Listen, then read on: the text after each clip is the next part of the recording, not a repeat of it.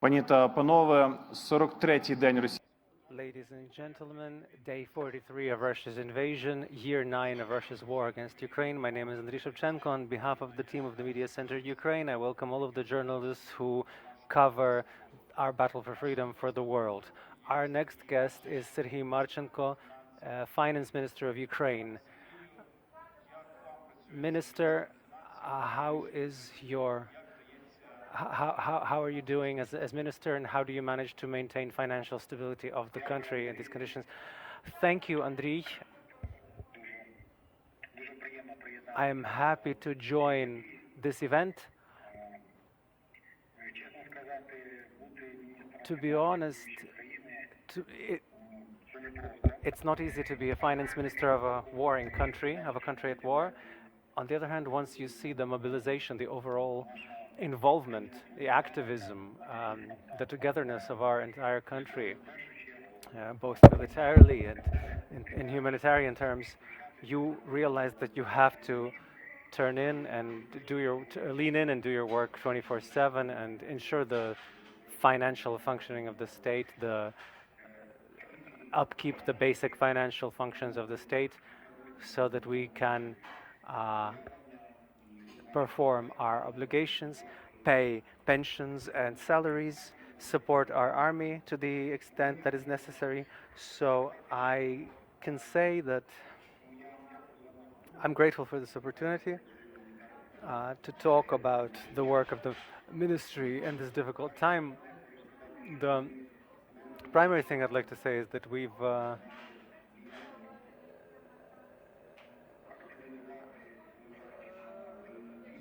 managed to activate our work very quickly in spite of the war. We are working in different parts of Ukraine. The tax office is working. Everything is working in a protected regime. We've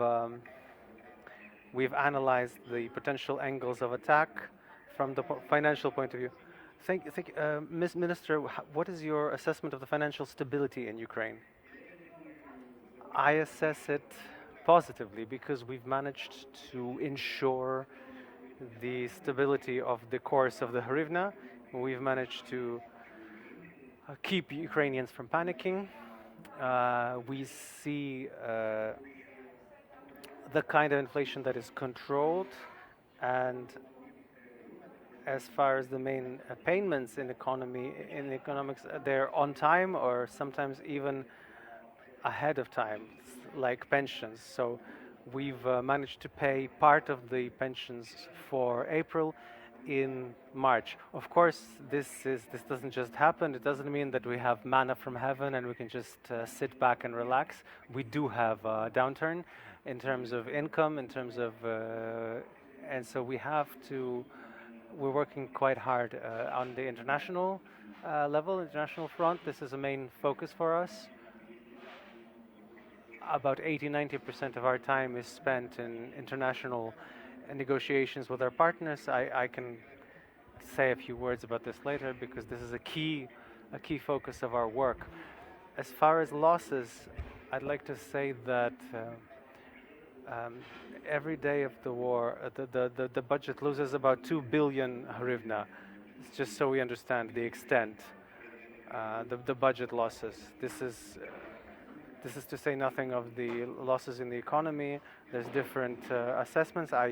I'm inclined to trust the Ministry for Economy assessment, who say that based on the use of power, electricity, we can assess the losses in the economy. By that token, we have about 30% losses. As far as taxes, I'd say we see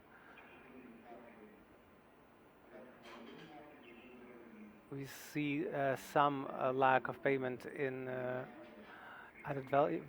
value-added tax in March. And considering that we have difficulties with reimbursing VAT, we can say that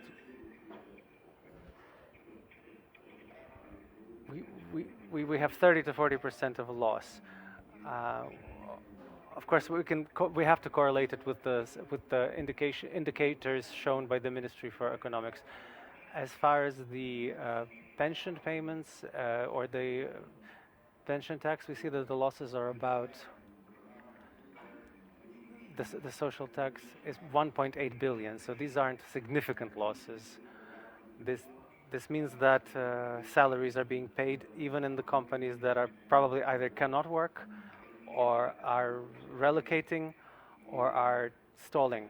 So, and this picture will probably change in April because many companies we know are closing down. But again, we know that many companies have moved, have relocated to the territories where combat is not going on. And we hope, this by the way is my main message in recent times, is that by paying taxes, you are helping the army and you're helping Ukraine win the war. We call all the business people not to abuse this. If you have this opportunity, you have this opportunity created by the deputies.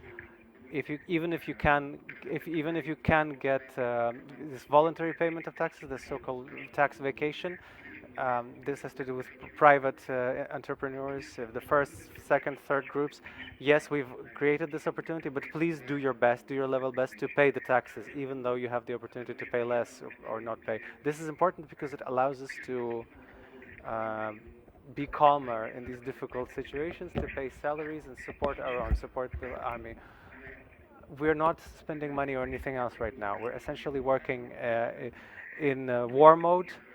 We have this very limited budget capabilities. We've already sequestered the budget.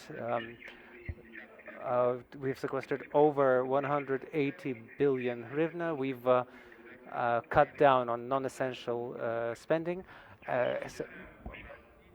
Minister, could you explain to us the logic of our negotiation with foreign international partners? What are we asking? What are we offering? And to what extent are we heard in these requests and these offers?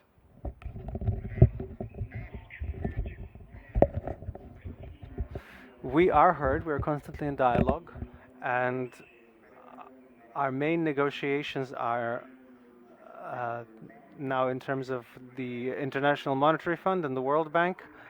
We hope for a collective mechanism of supporting Ukraine. Of course, we're also doing bilateral talks, but for instance, the World Bank has created a trust fund into which various countries can put grants or credits to support Ukraine.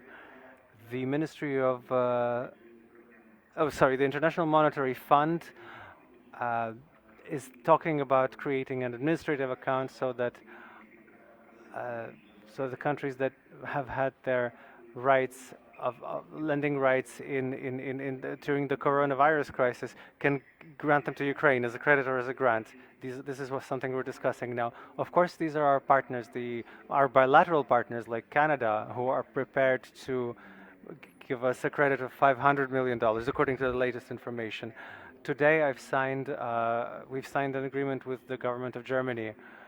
There's a credit of 150 million euro. Last week, we got a credit from the French government, 300 million euro. So this is daily negotiation that we keep doing, and as of now, we're talking about 7 billion euro. In total, we've already received about 3 billion of those. The US last week gave us $500 million grant. So there are many concrete examples. There's a lot to be said, but I would like to stress that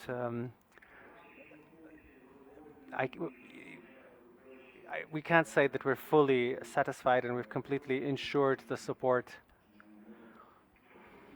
and we can just sit back and wait for the funds to come in. I am unable to say that because we see that in April we have some opportunity.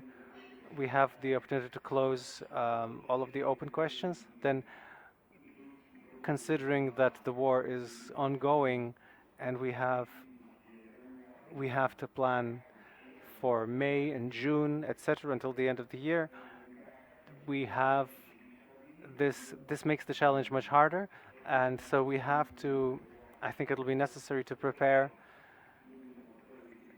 to take harder measures inside the country. This may have to do with taxes and with cutting spending. So we will do our best to balance the budget as best we can, and considering what help we can get. To what extent are you satisfied with the level of economic sanctions against the Russian Federation, among others the financial sanctions financial sector? This is a difficult question because we're constantly working in the area of sanctions, where as far as the Ministry of Finance is concerned. For instance, the EBRD recently made the decision to suspend Russia's and Belarus's access to the resources of its bank. That's part of our work, part of the work of the government and the president, and many countries have supported us, including we aimed numerous addresses to the members of these organizations, to the member states of these organizations, so that they suspend, to the extent that it's possible, suspend the ability to credit Russia. This, of course, also implies the suspension of the crediting of Russia through IMF and the World Bank. We're constantly working with international investment banks that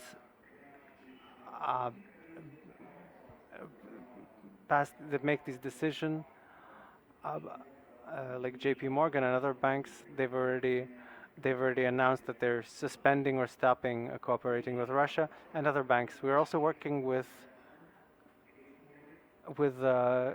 tobacco endowments, Philip Morris and American Tobacco and Japan Tobacco International, and these companies, some of them have already passed the decision to transfer their business away from the territory of the aggressor.